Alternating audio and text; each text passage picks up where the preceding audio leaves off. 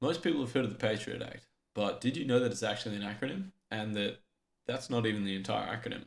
It stands for Uniting and Strengthening America by Providing Appropriate Tools Required to Intercept and Obstruct Terrorism, or the USA Patriot Act of 2001.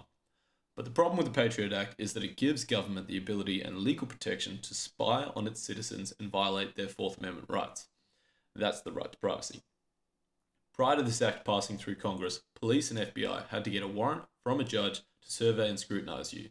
Since the act was passed, the US government has watched millions of Americans, and by the CIA's own assessment, stopped a grand total of one terrorist attack. They said mass surveillance had stopped 54 terrorist attacks in the United States. Then they dropped it to 7, and then they dropped it to 1. Turns out target surveillance is more effective than mass surveillance at detecting and dealing with terrorists. Solution? Well, as I mentioned, most attacks are prevented by targeted surveillance that usually originates from a random tip-off from citizens like you. So what do you think? Was this a necessary evil or just government grabbing power? Either way, you got to admit, calling the Patriot Act was fantastic marketing.